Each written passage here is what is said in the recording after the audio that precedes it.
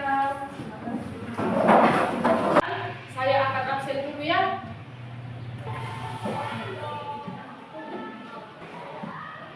Gabriela, Julia, Karin, Karli, Lydia, Melki, Seril, William. Nah, sebelum kita memulai materi ini, seperti biasa ada kesempatan kelas yang kalian buat sendiri, yaitu tidak boleh main HP saat ada guru menjelaskan. Apalagi harus bawa Alkitab pada saat materi agama. Kemudian tidak boleh apa? Keluar masuk. Nah, apalagi tidak boleh berbicara saat guru menjelaskan. Nah, sebelum kita memulai materi ini, kita didahulukan dengan berdoa. Nah, saya minta kesediaan dari kalian untuk membawa kita dalam doa. Kepada yang bersedia, ibu persilakan.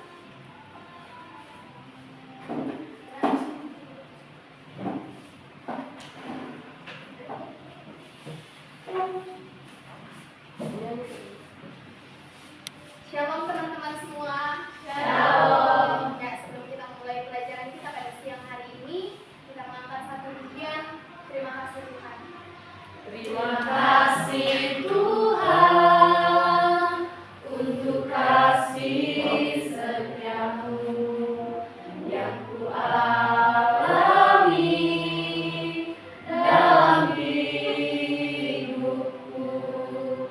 Terima kasih Yesus untuk kebaikanmu sepanjang hidupku. Terima kasih Yesusku buat anugerah yang Kau beri. Sebab hari ini Tuhan adakan syukuran itu. Mari kita satu dalam doa, kita akan berdoa. Ya Bapa, kembali lagi kami datang mengucap syukur berterima kasih untuk segala berkat dan anugerah-Mu yang selalu nyata dalam kehidupan kami ya Tuhan. Terima kasih untuk hari yang indah ini, kesempatan yang indah ini. Kami anak-anak-Mu boleh berjumpa, boleh berkumpul di tempat ini untuk sama-sama datang belajar, datang menuju dan melihat nama-Mu. Kiranya ya Bapa, pelajaran yang akan disampaikan oleh Ibu Guru kami bisa kami pahami dengan baik dan dapat kami lakukan dalam kehidupan kami. In doa kami ya Tuhan, pimpin dan sertai kami dalam nama-Mu kami berdoa. Amin. Amin. Terima kasih kepada Nadia yang sudah membawakan kita dalam doa. Tuhan Yesus memberkati. Nah, bab 7 itu adalah apa materinya? Cinta keluarga Tuhan. Tujuan pembelajaran pada materi bab 7 ini yaitu memahami makna matematika gereja sebagai keluarga Allah. Yang kedua, Menjelaskan bagaimana dan fungsi anggota gereja. yang ketiga, Mengidentifikasi ciri-ciri gereja yang ideal. yang keempat, Menumbuhkan rasa cinta dan tanggung jawab terhadap gereja. dan yang kelima. Menerapkan nilai-nilai kekeluargaan dalam kehidupan. Nah, di sini apa itu keluarga Tuhan? Keluarga Tuhan mungkin terlintas di dalam pikiran kalian ketika mendengarkan kata keluarga, ya kan? Nah, bagaimana jika konsep keluarga ini diterapkan di gereja? Kalian pikir, jelaskan bahwa di dalam Alkitab gereja sering kali digambarkan sebagai keluarga Allah. Misalnya Tolong Lydia baca di dalam Efesus pasal 2 ayat 19. Efesus pasal 2 ayat 19. Efesus pasal 2 ayat 19. Demikian. Demikianlah kamu bukan lagi orang asing dan menginginkan kaum keluarga dari orang-orang kudus dan menjadi anggota keluarga Allah. Terima kasih. Dan 1 Timotius pasal 3 ayat 15 dan 3.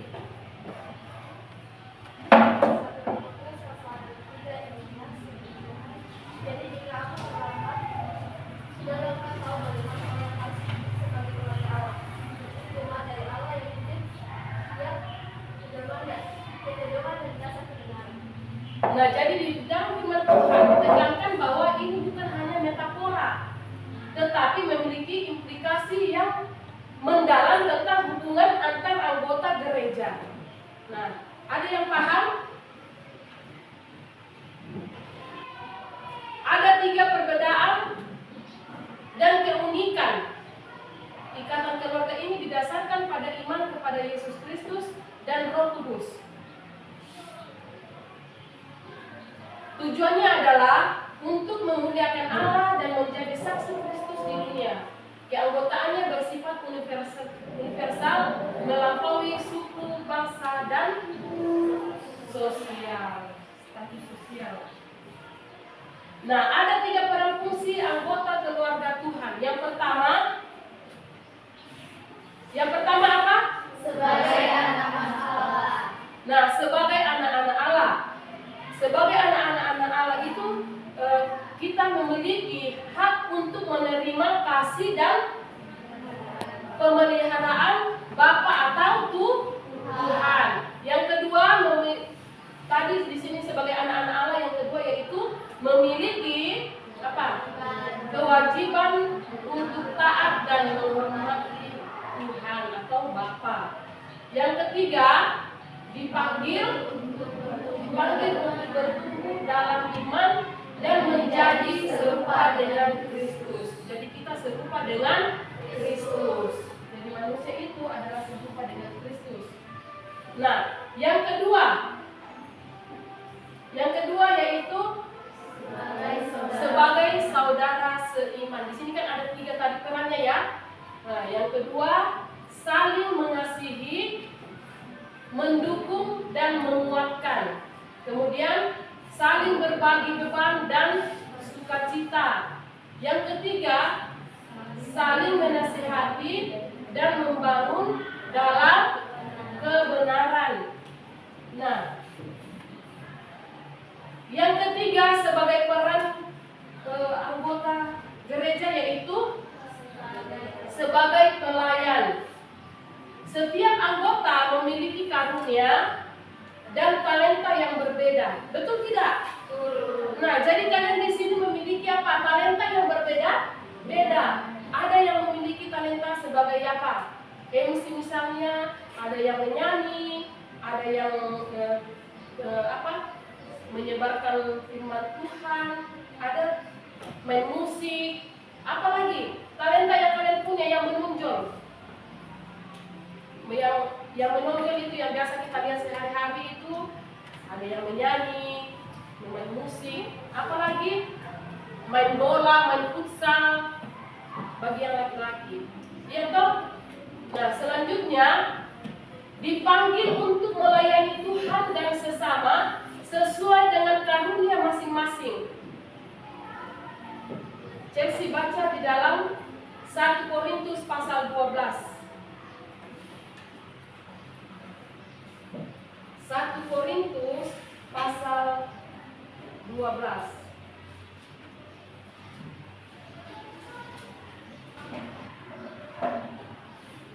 1 Korintus pasal 12.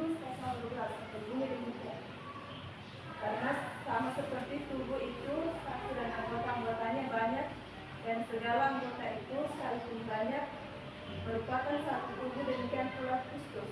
Nah, demikian pula Kristus. Jadi kita ini punya tetapi banyak, tetapi satu tujuan. Misalnya ada kita di dalam tubuh ini banyak anggota-anggotanya. Antara lain ada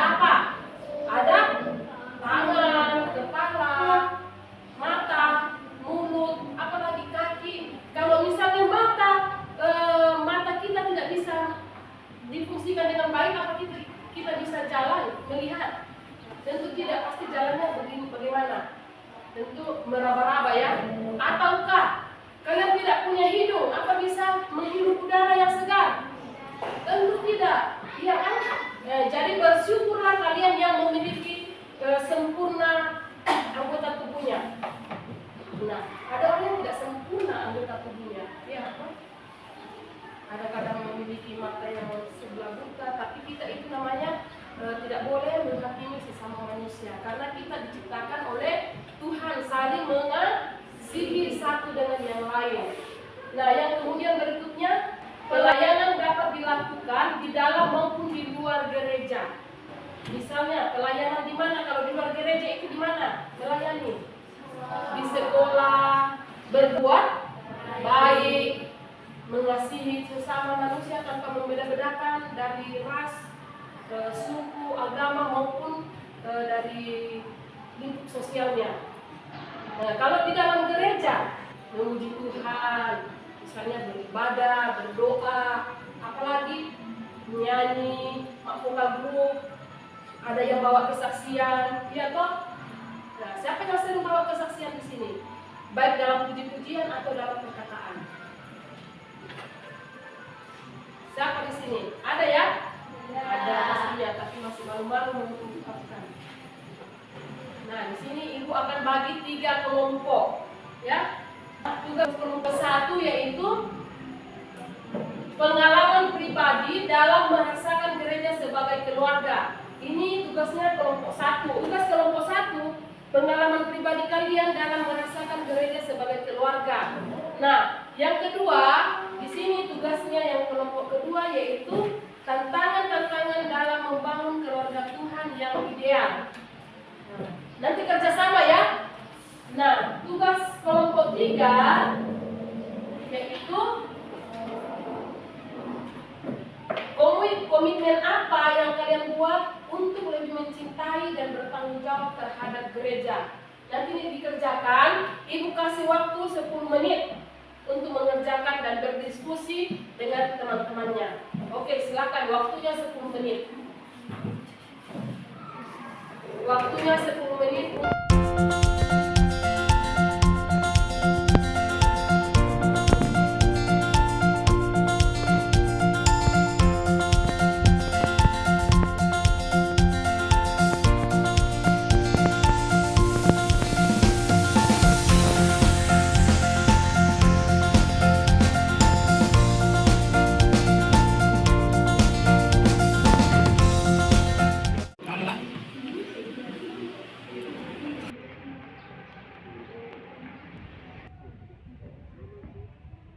Gimana, sudah selesai tugas kelompoknya? Sekarang kita akan presentasikan dan pertanggungjawabkan apa yang sudah kalian kerjakan. Kelompok 1 pertama, presentasikan kelompoknya. Oke, silakan naik. Kami dari kelompok 1, jadi pada kesempatan kali ini kami akan mempresentasikan hasil dari kerja kelompok kami. Namun sebelum itu, perkenalkan, nama saya Julia Patricia Manurip, dari teman saya. Saya Pudin Jamatidi, dan saya Ridho Pudula. Saya berbicara. Jadi hari ini kami akan mempresentasikan kerja kelompok kami, yaitu tentang pengalaman pribadi kalian dalam merasakan gereja sebagai keluarga. Jadi teman-teman, menurut kami, bagi kami gereja bukan hanya sekedar tempat beribadah, bukan hanya sekedar tempat yang untuk kita tempati,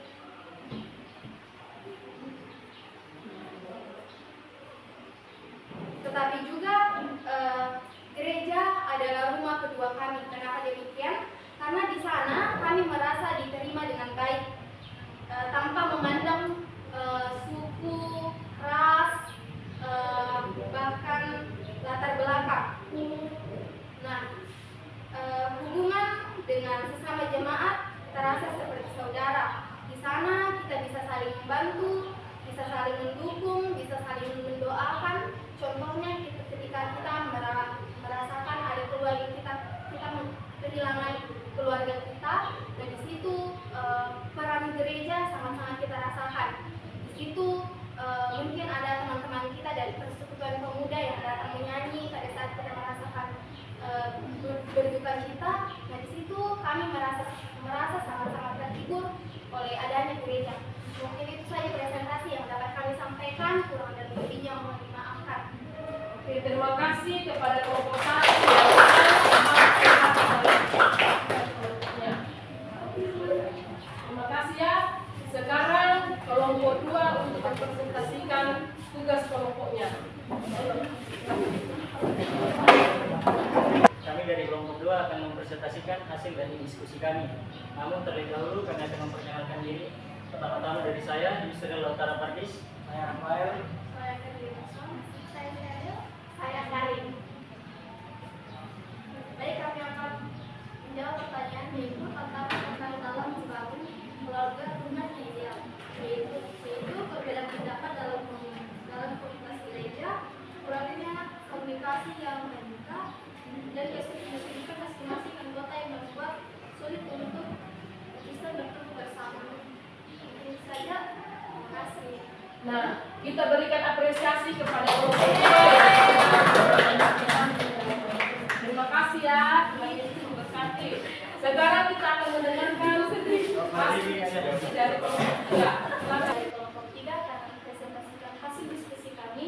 Namun sebelum itu, perkenalkan nama saya Istiani Putri Priyanti dan teman saya. Nama saya Jennifer Suciwati. Nama saya Arini. Nama saya Citra Firmini. Nama saya Jelisi.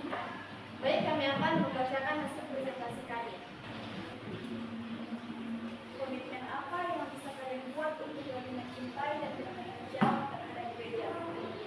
Komitmen untuk hadir secara aktif dalam ibadah dan kegiatan gereja, terlibat dalam pelayanan yang tersedia, memberikan dukungan finansial, serta berkomunikasi secara terbuka dengan pemimpin gereja dan jemaat.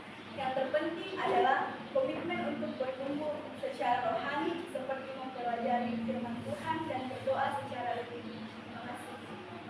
Baik, itulah hasil dari presentasi kami. Shalom.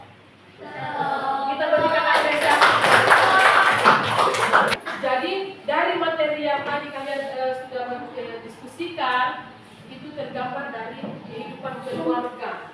Nah, di sini kira-kira ada yang mengalami broken home dalam keluarga? Nah, puji Tuhan tidak ada ya. Semua baik-baik. Itu berkat kasih dan penyertaan Tuhan. Nah, bagaimana sikap anak kepada orang tua harus menghormati dan mengasihi orang tua. Nah, siapa di sini yang melawan orang tua? Yang biasa melawan orang tua? Nah, tidak boleh melawan orang tua. Harus menyayangi, harus mengasihi, karena itulah yang diajarkan oleh Tuhan kepada kita. Ya, itu kepada anak-anak yang sudah menjadi, kalian ini sudah tumbuh menjadi seorang anak yang dewasa, jadi harus melakukan yang terbaik dalam kehidupan keluarga masing-masing. Nah, di sini dari materi kita ini yang sudah kita bahas tadi, yang sudah kita dengarkan, itu disimpulkan bahwa gereja adalah apa? Keluarga Allah yang unik dan istimewa. Setiap anggota memiliki apa? Peran dan tanggung jawab dalam keluarga. Kemudian dengan menumbuhkan rasa cinta dan menerapkan nilai-nilai kekeluargaan, kita dapat menjadi keluarga Tuhan yang ideal dan menjadi berkat bagi dunia. Saat ini kita akan mau kembali ke rumah kita masing-masing. Ibu minta kesediaan dari salah satu yang sudah siap yang akan membawakan kita dalam